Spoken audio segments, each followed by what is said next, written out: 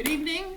We're here for our regular trustee meeting on Monday, August 8th at 5 o'clock p.m. Would you all stand for the pledge, please? I pledge allegiance to the flag of the United States of America and to the republic for which it stands, one nation, under God, indivisible, with liberty and justice for all. Thank you very much. We're going to do the agenda? Yeah.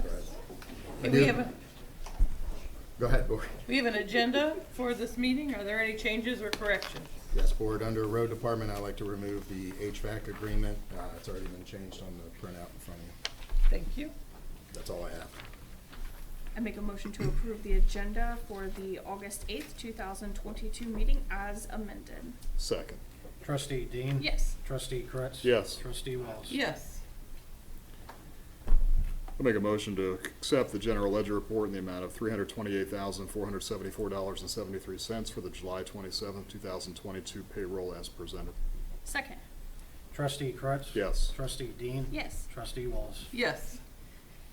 I make a motion to accept the payments listing report in the amount of $466,409.28 for warrants through August 4th, 2022. Second. Trustee Dean? Yes. Trustee Kretz? Yes. Trustee Wells? Yes. I'll make a motion to approve the July 25th, 2022 regular trustee meeting minutes as presented. Second. Trustee Kretz? Yes. Trustee Dean? Yes. Trustee Wells? Yes.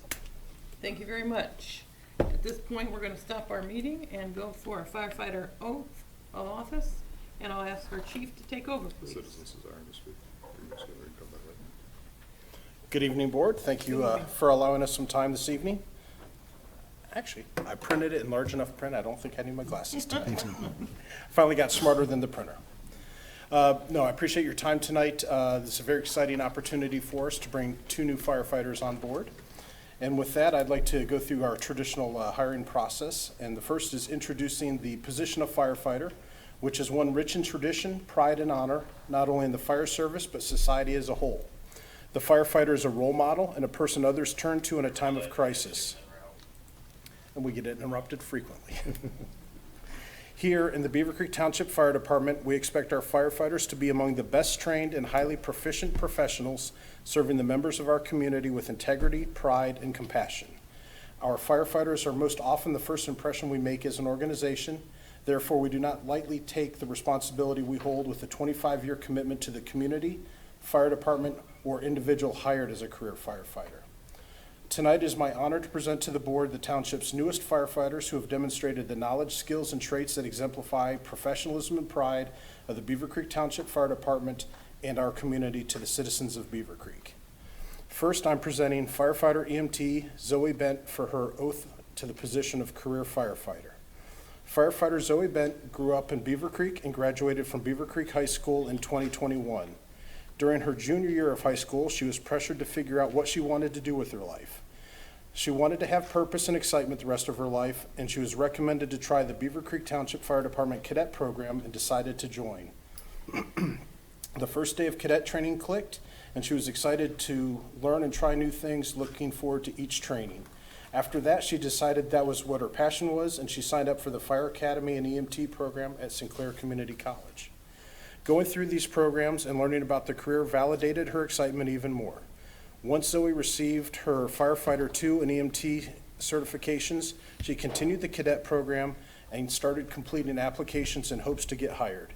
Being hired on with Beavercreek Township Fire Department was her goal. She loved being part of the cadet program and getting to know the life at the fire department. She also loved the idea of serving the community she lives in. Zoe is very happy to be part of the team here and learn and improve every day. She is beyond grateful for this opportunity and is excited to begin her career with the Beavercreek Township Fire Department. And with that, I'd like to ask her to come forward for her oath of office, or oath of position.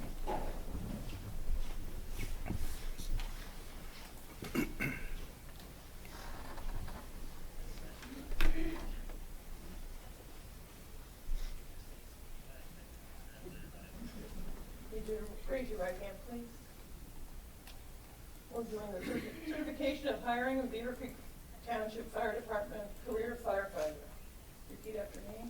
I hereby certify I hereby certify that we have on this date sworn Zoe Bent that we have on this day sworn Zoe Bent to the position of career firefighter of the Beavercreek Township Fire Department, to the position of career firefighter of the Beavercreek Township Fire Department, and said appointment took effect August 1st, 2022. and said appointment to effect August 1st, 2022. I, Zoe Bent, I, Zoe Bent, being duly sworn, being duly sworn, say that I will support the Constitution of the United States say that I will support the Constitution of the United States and the Constitution of the State of Ohio, and the Constitution of the State of Ohio, and will faithfully discharge and will faithfully discharge the duties of career firefighter the duties of career firefighter for the Beavercreek Township Fire Department, for the Beavercreek Township Fire Department, Greene County, Ohio. Greene County, Ohio. Congratulations.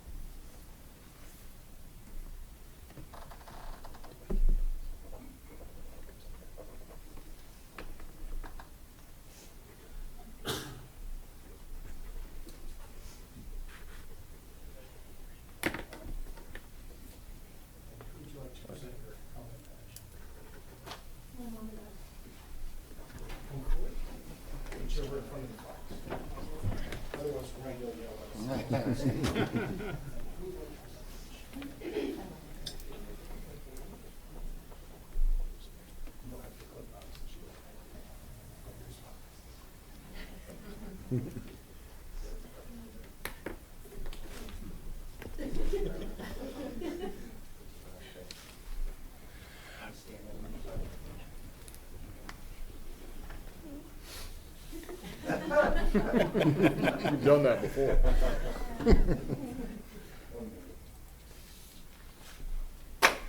Congratulations.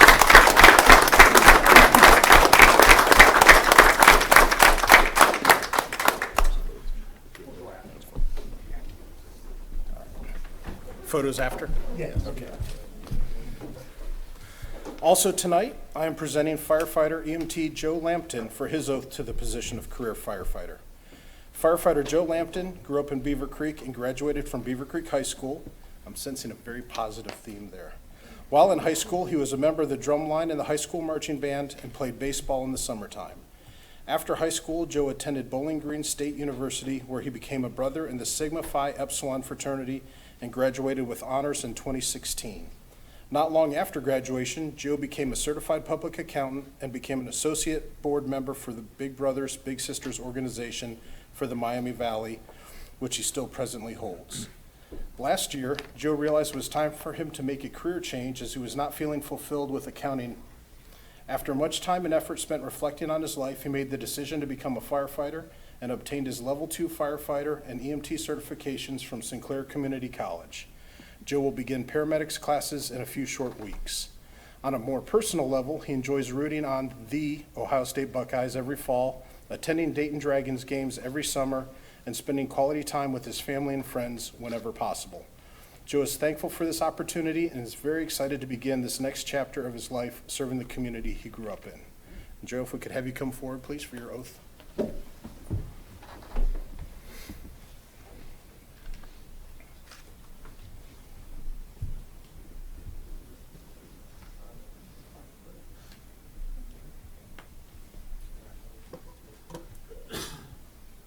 We are here today to certify on this day that Joe Lampton to the position of career firefighter of the Beavercreek Township Fire Department, having said appointment took effect August 1st, 2022. If you would raise your right hand, repeat after me, please.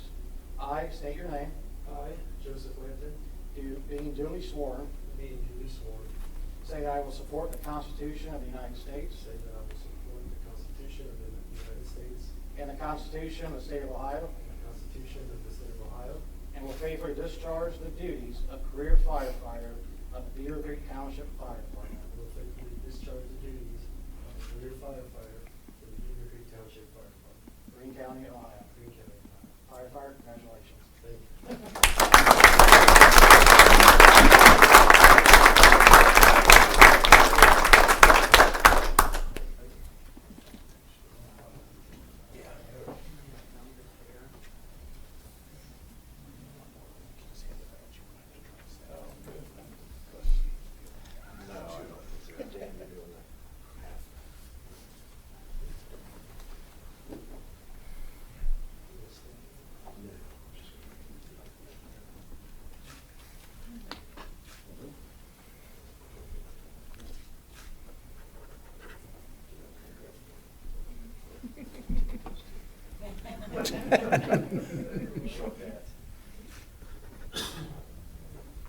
Big kids.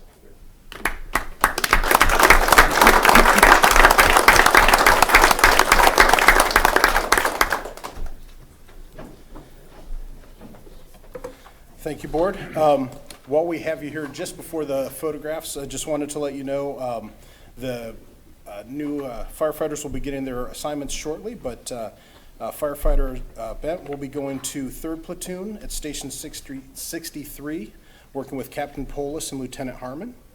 And Firefighter Lampton will be going to 1st Platoon, Station 64, working with Captain Brewer and Lieutenant Hedrick, who I believe right now is waiting somewhere in northern Kentucky, eastern Kentucky.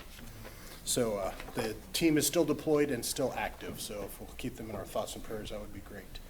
And I just wanted to point out again that not only do we get 2 Beavercreek kids coming back and working for the fire department, which has obviously been one of my long-term goals, but also another successful cadet graduate, which is a testament not only to the cadet program, but to the folks here from both the auxiliary and the fire department that make that happen. So the instructors, the directors, and the volunteers. So we appreciate your support and their commitment to making it work. So with that, that's all I have for you. Thank you. I want to address the 2 firefighters. Your family is here and also here. Please recognize your fellow firefighters and realize they're here to support you. If you have questions, ask them. If you have issues, talk to them. We're a big family here, and we want you to feel part of it. So this is your family now, and we want you to feel complete with your assignment. Thank you very much. We will take a break and take some pictures, and then we'll get back to our meeting that you probably don't want to stay for.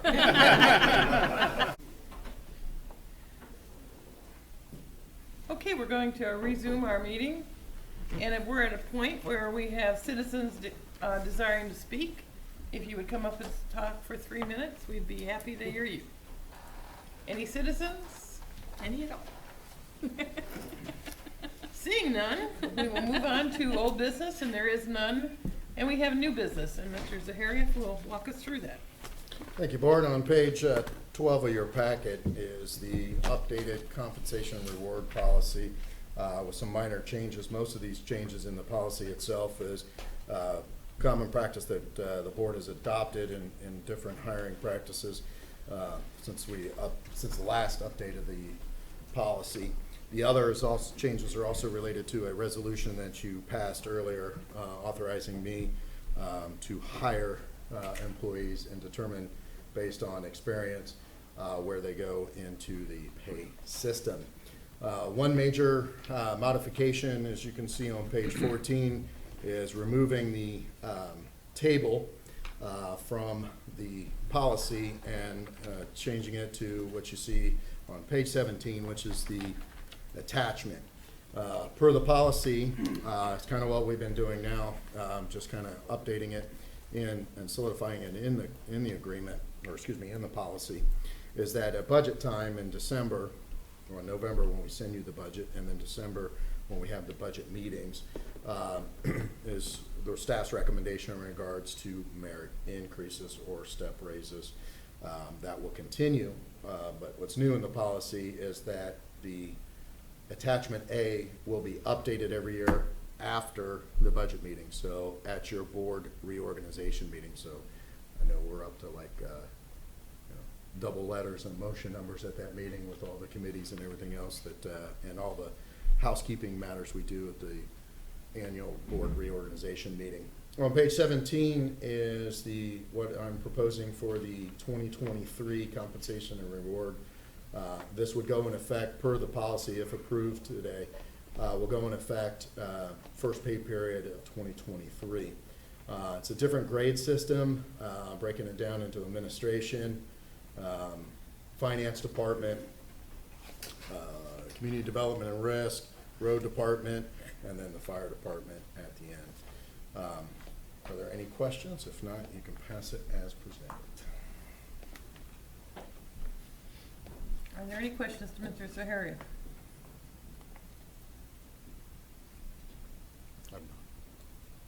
I had none. Mr. Zaharia, I just want to thank you for your due diligence. I know you've spent a lot of work and time on this process, and we've moved it around a lot on our calendar, and I appreciate the fact that it's here today and we're going to be voting on it. So thank you very much. Thank you, Board. I'd also, just on that, I would also like to thank our finance director, Terry Molden. She assisted me a lot when it came to the numbers in the policy. Thank you.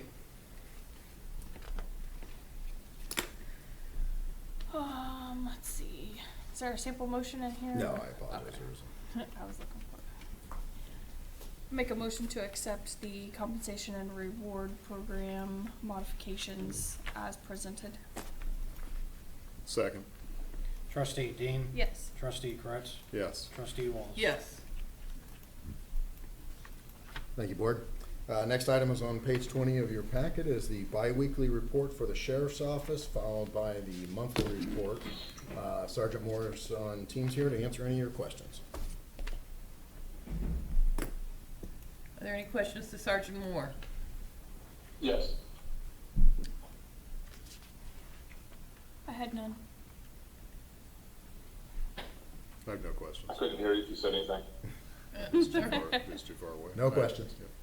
Oh, okay. Do you have any household items that we need to know about? What's happening in the No, ma'am, just using this opportunity to reach out to some businesses. Recently sat down with Human Resources at QQE and developed a plan, offered them some suggestions as they come online, making their transfer from their other building in Dayton over here to Orchard, and then have some active threat training scheduled with them coming up.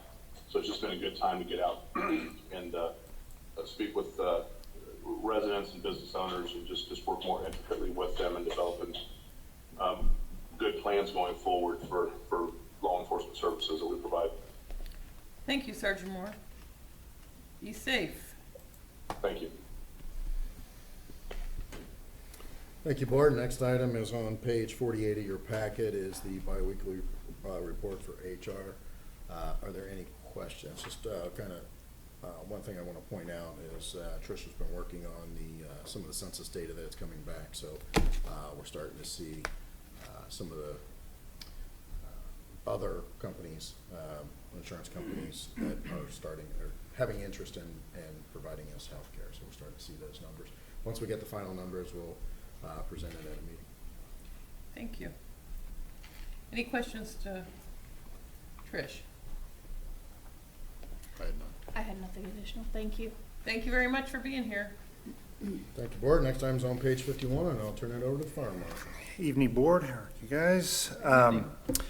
As we were completing the packet last week, we were informed that the township again received a economic and incentive program, an EDPI program, EDIP, sorry about that, from Greene County Improvement Corporation, and that we've actually received 4 of the last 5 for the last 3 years, and it's going to be awarded about $100,000 to a company called Umbrella, which is, they just recently acquired Oculi down on Space Drive. So it's great.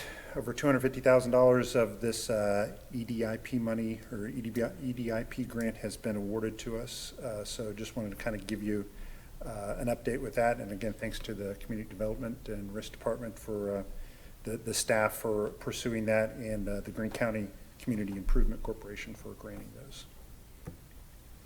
And the other item is we added just a little timeline in regards to the comprehensive land use plan, since we're at the beginning of the month.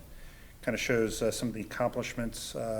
We are on time, and we've met some of the milestones of June and July, including creating some steering committee stuff and looking at some graphic standards. So this month, obviously, as you can see, we're kind of focusing on the outreach programs, strategy related, actually doing some stakeholder interviews this month, or actually the planning next is, and looking at some the steering committee meetings in August, late August. So just give you an update of what's going on with the comp plan. And that, let's see, two other quick items. Our zoning inspector's been out sick for a little while. She'll be back tomorrow, which is great. And the TAC agenda is attached to the biweekly. So any other questions? I didn't have any questions, but I wanted to compliment you on candidates for the steering committee for the comprehensive land use. And I think you got a good group of people that represent a great variety of avenues that the township should hear from, so Great, thank you. Good guidance from Planning Next, and good staff work was great. Any questions for community development? I had none. Thank you, Board. Thank you very much. Thank you, Board. Next item is on page 62. Your packet is the biweekly report for IT. Just a couple of notes. We did meet with earlier this week on some different projects with Paragon, and obviously one major project starts tomorrow. After I meet with staff, we're going to be updating this room. So just a reminder that we won't have a regular trustee meeting in this room on the 22nd because it will be torn up. So our first regular meeting back will be September 12th. So there are a few supply chain issues in regards to the IT equipment, but they will have us up and running between a hybrid between the old system and the new system that will be in place. Thank you. Are there any questions? I had none. Does not appear to be any. All right, thank you, Board. Next item is on page 65, is the Finance Department biweekly report. Are there any questions?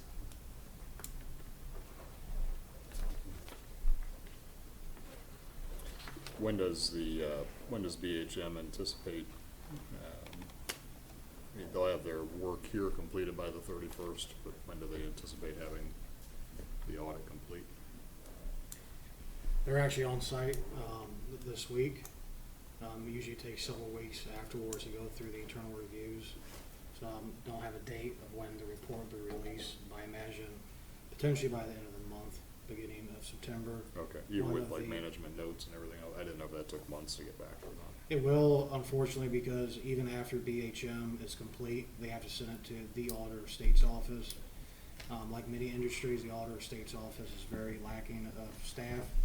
And having gone through this in a different entity, it can take several weeks, if not months, to receive the official release back. But we should have a draft prior to them sending it to the Auditor of State's office.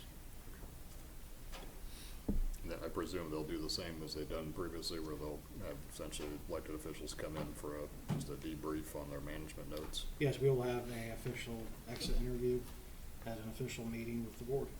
Okay.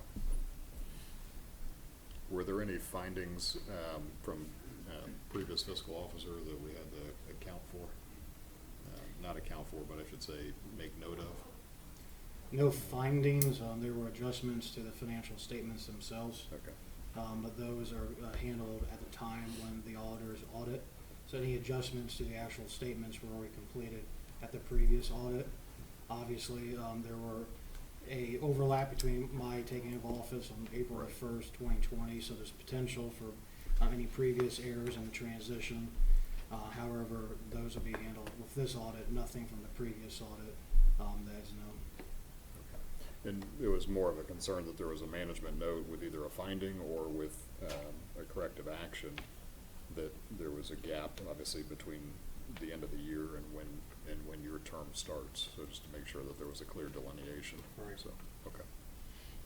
And our audit lead is the same audit manager from the previous audit, so he's very well aware of the prior administration.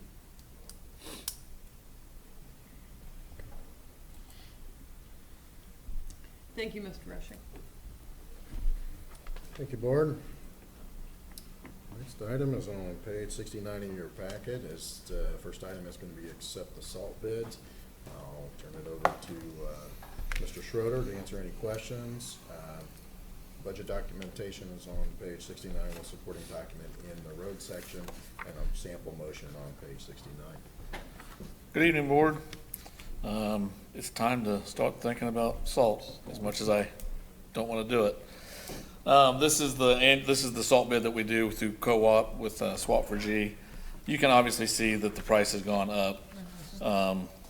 It's about a 30% increase, and I think the majority of that's chalking it up to the trucking.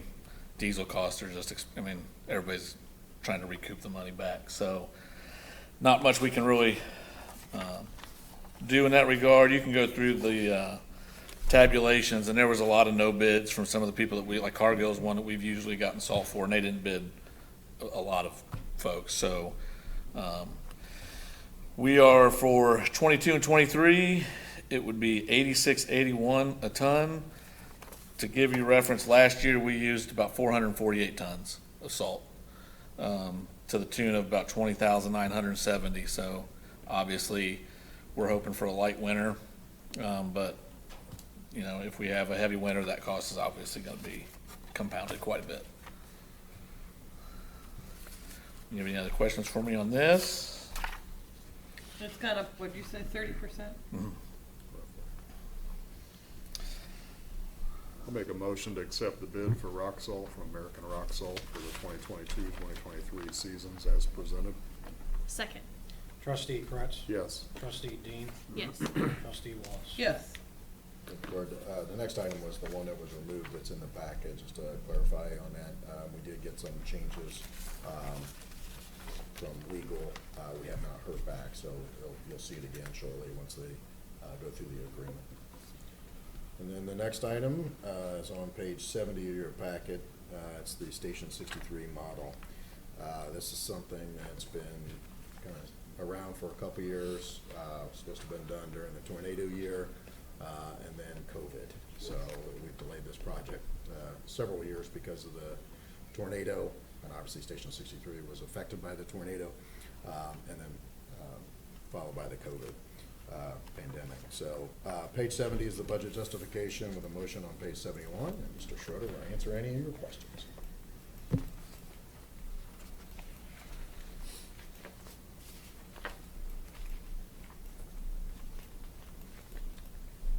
From a finishes standpoint, we're talking about 63, correct? Yeah, From a Station finish- 63. From a finishes standpoint, are we doing it similar to what we did on the 65? Well, I wouldn't say Cabinets, casework. cabinets and the casework. It's going to be this kind of the same commercial grade stuff that's in there now. The one change that we're going to make that's bigger than what's there now is we're changing the countertops to granite. Longer life, better wear than what the current material has. So that the kitchen's really kind of in bad shape. All the appliances are going to stay. None of the appliances are leaving. It's just going to be mainly cabinets and the island that are up there. As far as the painting, that's painting all the bays. The whole building gets painted, the interior. The big one for up there, besides the kitchen, is the floor, the bay floor, because that will be an epoxy floor. So that one goes through to strip all that off takes quite the process, and we're going to have to do some logistics to accommodate the equipment and getting stuff in and out of the building. So, but once it's done, there's going to be, I believe it's 3 coats that get put on that floor. So I'm hoping it lasts. This building's 23 years old, so we've gotten quite a lot of use out of that floor that's there. So hopefully we get a little bit longer out of the next one. Are there any AC units above the ceiling tiles? Not in that building. It's just all ductwork and vents. And we've had issues with that before, if memory serves. But I think we've got those squared away now. So all the AC units are out in the bay in that. It was just going to be a recommendation to check the condensation drain before we put new tiles in. Yep, and I spent a long time checking that condensation drain that you're referring to yesterday, so that took me quite a while to track down and was no fun. Yeah. We are changing colors, aren't we? The interior, no, we were not gonna change colors, because we're not changing any of the floor or carpets, so we were just trying to tie A that. different hue, at least, to show that it's new.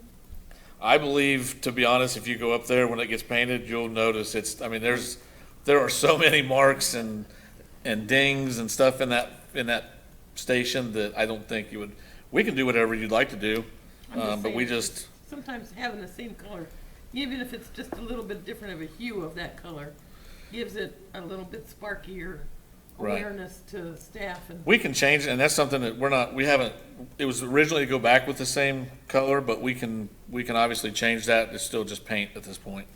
We haven't done I would anything. recommend that we at least get a different hue that matches the existing flooring and things, but just something, there's millions of colors out there. And you can get probably 15 different hues of white or beige, or, I just change it up a little Okay. bit to make it look a little spicier. I will ask Chief A woman's Hawker how she wants to, perspective. who she wants to have pick that out. It's not gonna, I'm not picking it out. I don't pick it out at home, I'm not picking it out here. Help with the library, look how nice the library looks. Yeah, I'm not allowed to pick color anywhere, so I'm not doing it starting now. Are we, and then the countertops and the cabinets are totally wrecked? Or are they? Yeah, no, they're able to- the countertops, I Can we mean, sell some of that stuff? no, I would not say you could sell any of that. I mean, it's Just just, checking. it's taken 23 years of, has that firehouse been full-time that whole time? 23 years? Yeah. Yeah, I mean, it's taken quite a bit of abuse. I mean, they're in it every day, so I would not have any desire to do that. All right, just checking. Oh, no, that's fine. It's always good to get revenue come in to offset the cost. Yeah, I just think this stuff's taking quite the beating, so. Any other questions I can, Any other questions? The remodel? Okay, so we're changing it. We'll let Lieutenant Harmon pick that out since she works up there. Well, Zoe's up there now too, right? This is true. Yeah. We'll let him teamwork on that. There's a motion on page 71. Back up here.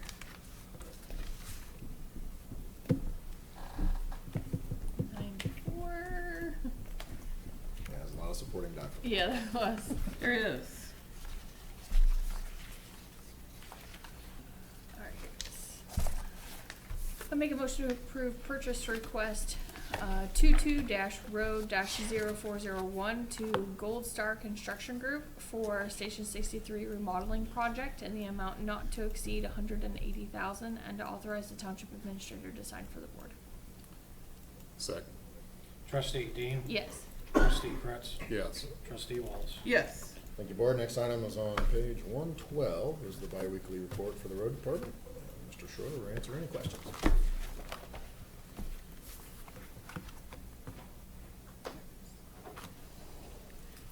Any questions for Mr. Schroeder?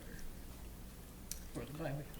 I had a question just asked to me. So, where does the township essentially responsibility fall or not fall when there is a drainage problem within an HOA in common area?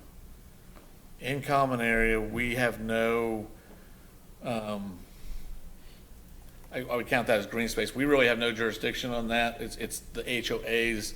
We ran into this before in another plat, but it's the HOA's responsibility. We've been there called to give recommendation, like, hey, you could do this or you could do that, but essentially. And this individual's, it's not in the, it's clearly not in the right of way. This individual's complaint is that the HOA is not responding, so that's the. Yeah, that becomes, Is there if a memory hierarchy? serves, that becomes like an internal Yeah, that's what I told him. dispute at that point. If it's in an easement, obviously, the township Right. can get involved to tell the HOA or whoever's responsible, depending on the deed restrictions and the HOA rules. This is not right away, but it's a there is a drainage easement. Yeah. Through Is multiple it a storm properties. easement then? Is that what we're talking about? Stormwater. Yeah. Stormwater easement? Oh, well then at that point, yeah, we can go in, if it's in an easement, we can go in and we can tell them, hey, this is what needs to happen, or I believe at some point we can go in. Yeah, and any of the easements, we have the ability to go in and fix it. So in some of the other easements, we've always worked with the property owner.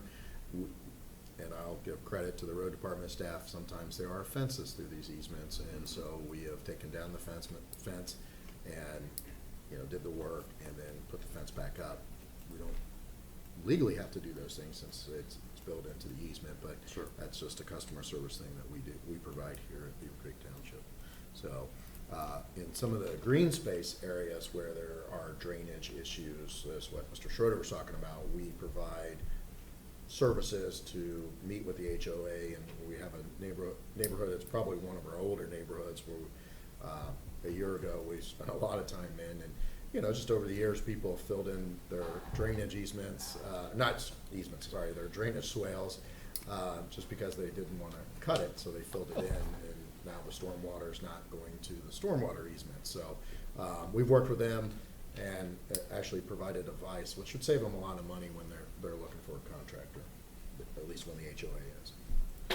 Yeah, I mean, if you'd like to send me that, I can go, if it's in a, I'll just direct them to you. okay. Okay. Thank you. Huh? No other questions. Thank you All right, very thank much. you. Thank you, Board. I'll turn it over to the fire chief. You have one lengthy document in your packet. On page 113 is the standard of coverage, followed by a resolution that you can pass as presented. Fire chief's here, Chief Dorston's here, and Chief Hawker's here. If you have document-specific questions, Chief Dorston, Chief Hawker will have to handle those. If not, I can answer any other general questions. Just for public's benefit, any distinct variances between this and the prior standards of cover? I'll let Chief Dorston answer that. The biggest difference. Come up to the mic. Nice try.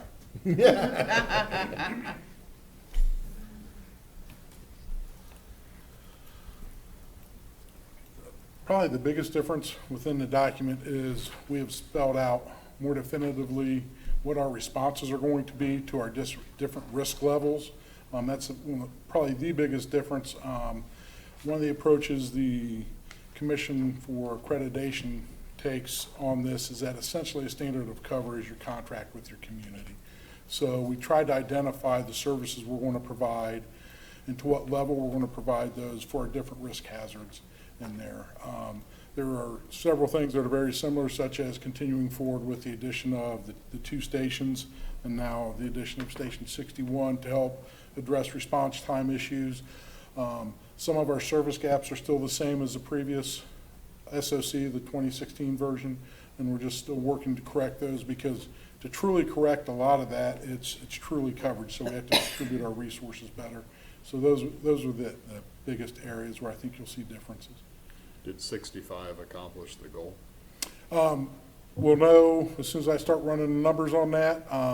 Preliminarily, I haven't run any numbers to look at that. We're just now coming up on 1 year, so we'll be able to get a full year look back to see how our response is for Station 65, and if it addresses that service gap we had. I'm sure it will have reduced some of that service gap in the area. It's just a matter of getting the data to prove it. Is our mutual aid response increased to our neighbors? Decreased I or haven't stayed the looked same? deeply into mutual aid to see. We're definitely providing more aid than we're taking in, but with some of the changes that are coming about because of the additional risks and modifying our responses to that, you'll see us start taking in a little more mutual aid, especially with our fire response for our maximum risk for locations such as the hospital and the mall and the green. For the initial response, when there is a reported fire, we'll be requesting more mutual aid to get more personnel there sooner to meet our timeframes. Okay. And as far as 66, were there any material changes that should accelerate or decelerate that process? At this time, I would say we're status quo with that. We haven't had enough responses out in that area with the new service boundaries that are created to see if Station 65 has reduced the time for their responses to some of that area.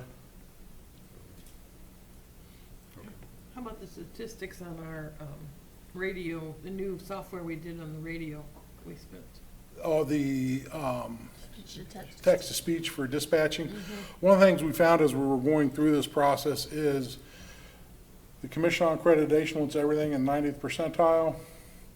The services we're using to monitor the Pro QA response for their times and stuff only goes 50th percentile, so I'm working with the service provider that does that to see if we can get either the raw data so we can run it at the 90th percentile, or if they will start producing us the information at the 90th percentile.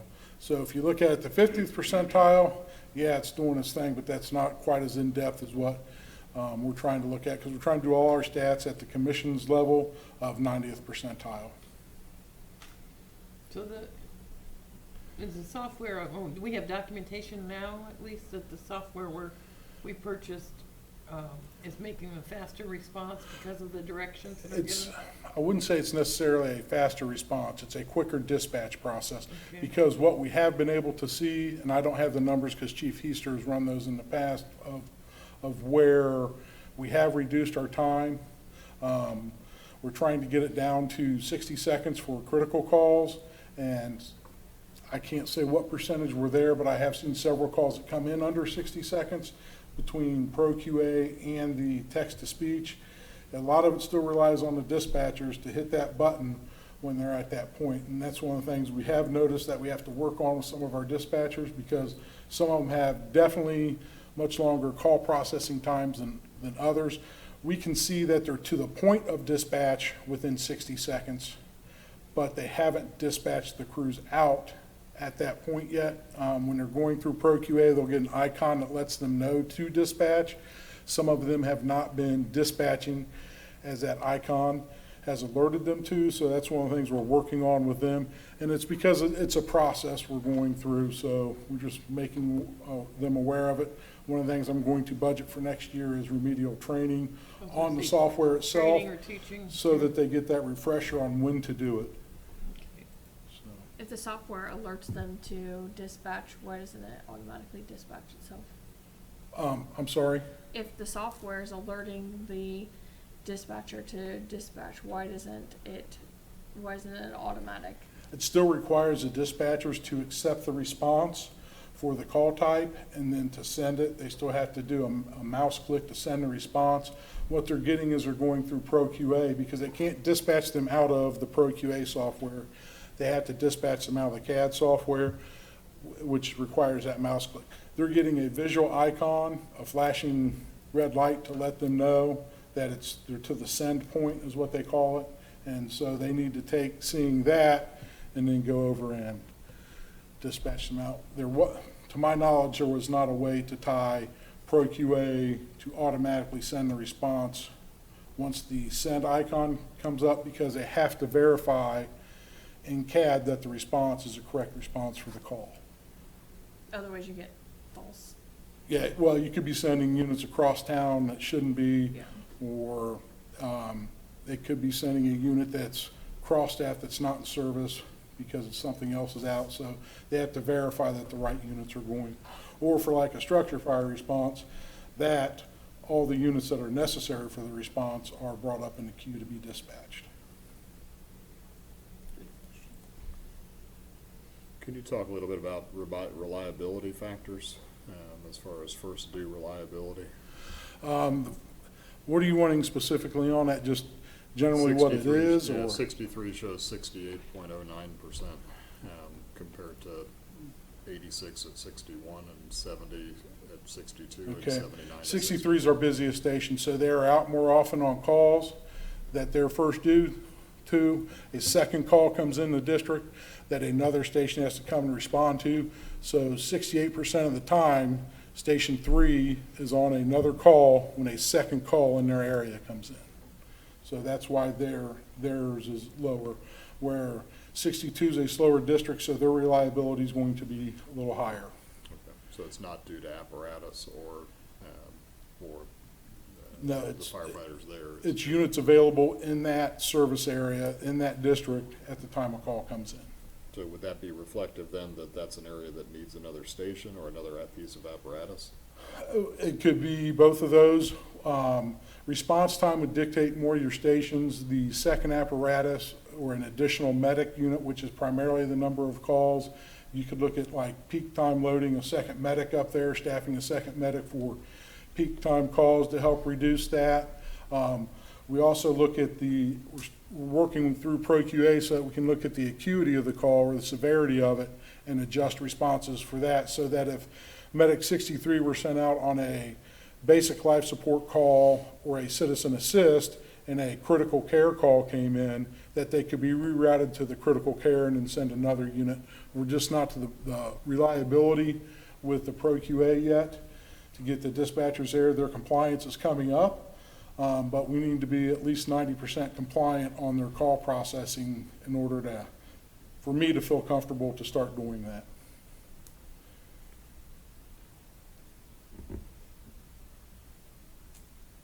There's no other questions. There's a resolution on page 208, and you can pass it as presented.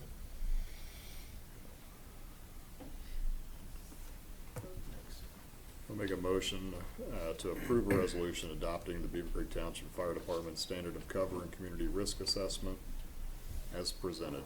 Second. Trustee Kretz, Yes. Trustee Dean, Yes. Trustee Walls. Yes.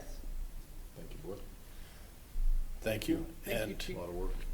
yes, and as pointed out in the resolution, section 2, it is a living document, so there will be substantial and regular updates. Those will come to the board as they happen. We probably will revisit once each accreditation cycle a formal resolution adopting the next gen, but there will be incremental versions in between those that we'll keep you apprised of. And I apologize for not having a bi-weekly. My vacation had spotty internet coverage and some adventures within adventures. But if it's all right, there were 2 recognitions of excellence I wanted to just make you aware of this evening before we finished. Great. The first was a note that we got from the EMS coordinator for Miami Valley Hospital South. She wanted to recognize firefighters Ekman and Connolly for a call that they had where the hospitals are doing a sepsis QA/QI process. Sepsis is a relatively new focus for pre-hospital care because of the long-term impact that sepsis can have on patients' recovery. And so in doing that, they said that, well, I'll just read this real quick. This is Daria writing for us. Just wanted to pass along kudos to the crew on this run. We've started doing sepsis QA/QI again, and many times crews fall short. This was not the case with this, referencing the call they had. This crew did everything perfectly, and that was in all caps from her. Studies have shown that pre-hospital recognition and treatment of sepsis has a significant impact on the patient outcomes, and I truly believe their recognition and aggressive treatment helped this patient exponentially. So Yeah, I don't know. that's a pretty significant recognition from them to reach out to us and let us know about that. And then I had, I'll have her come over here. You mute her. Dan will probably just do that. I don't know. and we had a second one, I do. a second one in that same time period. This was a phone call from a patient's wife that Amy Hiles Do I took. know? She spoke with the wife of a treated and transported patient, calling to express her gratitude for A Shift Platoon from Station 63, which on that date was Firefighter Renix and Firefighter Riley, as well as Lieutenant Chris Ferguson and Firefighter McDufford. They responded to the residents on a fall. His wife advised the medic crew and their lieutenant, and she specifically called the lieutenant out, provided excellent care to her husband. She felt they had gone above and beyond in their treatment and care, advised that someone had even cleaned the blood up from the floor for her and checked on the patient during his hospital stay. She advised that they were planning to come and visit the crew and express their gratitude personally, but I wanted to share that with you as well. So all of these that I've been sharing with you, we actually have a new section on the fire department SharePoint site that has all of these listed out, as well as the members' photographs and things. So if you happen to be in SharePoint and come to the fire department page, there's a link there, and you can read each of these that we've received over the past, we're closing in on a year now that we've been tracking these very specifically. So I just want to share that with the board for tonight. Appreciate it, Chief. I mean, it's great to have the public realize where their taxpayer dollars are going and to see that they're getting excellent service along with that. So appreciate you bringing it out to all of us. All right. Thank you. Thank you, Board. Appreciate your time tonight. Any questions from the chief for the chief? All right, thank you. Thank you. All right, our legal advisor, any comments? Nothing tonight. Thank you very much. Our fiscal officer, Mr. Rushing, I believe you have some things for us? Yes, Board, thank you. Several resolutions for your consideration, 4 of which are good news. We have 4 increases to our certificate and additional appropriations. These are all due to additional revenues that the township has received in the various funds. The resolutions speak for themselves, but this is in regards to FEMA reimbursements, SAFER grant, the American Rescue Plan, ARPA, and the One Ohio opioid settlement. All these items we have previously discussed in board meetings, and we have now received different settlements and disbursements from those various sources. The 5th resolution is a resolution to reappropriate within a fund, which is our ARPA fund, from contingencies to personnel. Due to previous discussions we've had with staff on direction of where we want to utilize the ARPA funds. So be happy to answer any questions if the board has any. There are several resolutions, first one beginning on page 210, and they can all be passed as presented. Mr. Rushing, thank you very much, and I want to appreciate the fact that you're turning this stuff around so quickly. Any questions on the resolution? The first one for Fund 22902. Make a motion to adopt a resolution to certify additional revenue to the official certificate of available resources and to authorize supplemental appropriations for Fund 2902 FEMA reimbursements local. Second. Trustee Dean, Yes. Trustee Kretz, Yes. Trustee Walsh. Yes. Thank you. To make a motion to approve resolution to certify the additional revenue to the official certificate of available resources and authorize supplemental appropriations for Fund 2904 SAFER Grant 2017 funding cycle as presented. Second.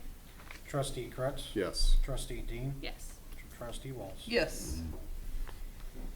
I make a motion to adopt resolution to certify additional revenue to the official certificate of available resources and to authorize supplemental appropriations for Fund 2906 American Rescue Plan as presented. Second. Trustee Dean, Yes. Trustee Kretz, Yes. Trustee Walsh. Yes.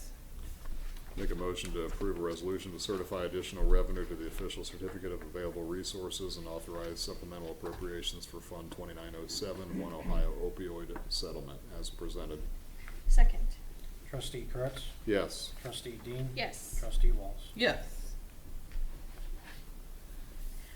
I make a motion to adopt resolution for reappropriations in American Rescue Plan Fund 2906 as presented. Second. Trustee Dean, Yes. Trustee Kretz, Yes. Trustee Walsh. Yes. Thank you, board. That's all I have. Okay, we'll go into our meetings.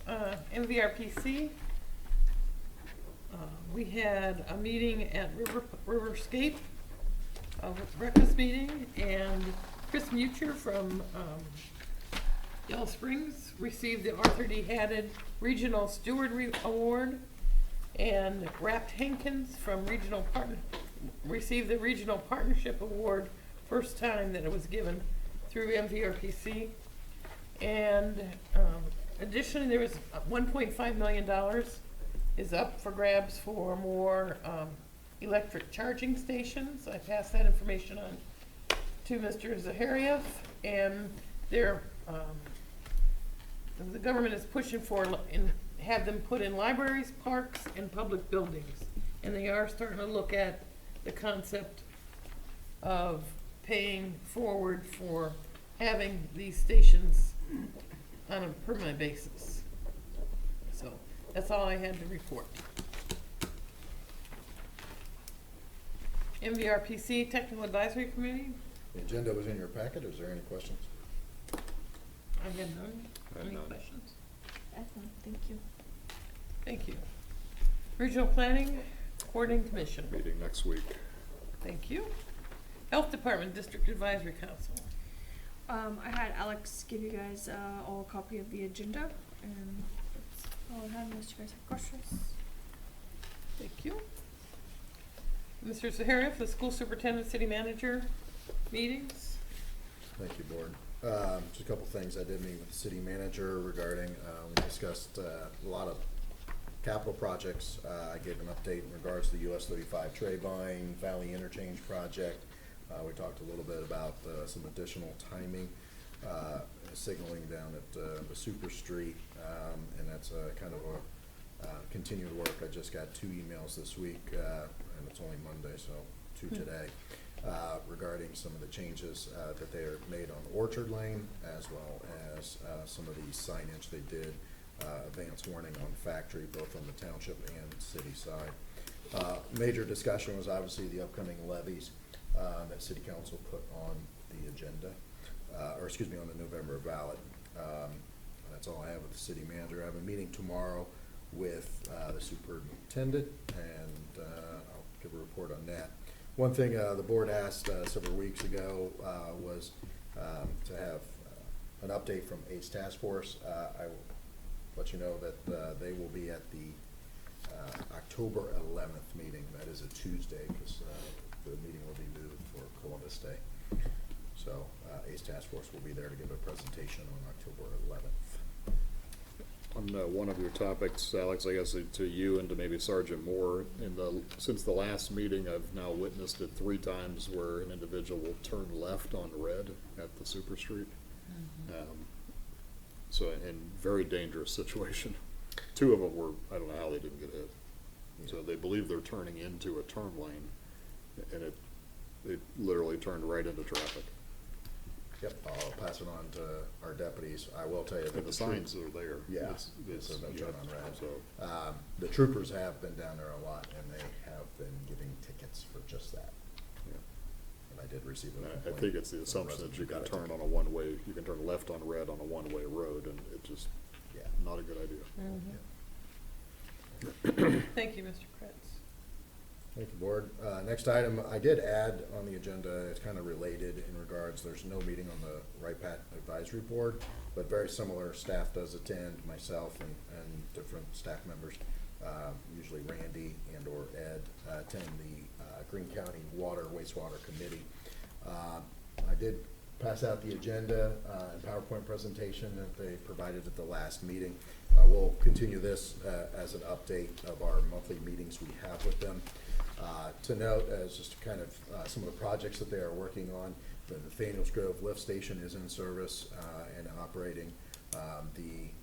Still working on the engineering of modifications to the Factory Road sewer plant, and the softening water project is continuing and on there's been a lot of activity on that, and we've seen a lot of trucks coming in and out on the Beaver Valley site, so that project continues to move forward. That's all I have on that. Thank you. Greene County Township Association, there is no meeting in August because of the fair. Investment Oversight Committee, Mr. Sumner gave a great presentation. I think Mr. Rushing shared that document. So, but at the end of the day, the township appears to be doing everything it should be doing as far as the current market conditions and what we're permitted to do within the confines of the law. thank you. Any other comments? Hearing none. I'll have one comment. In February, I'm going to be a grandfather. Oh, congratulations.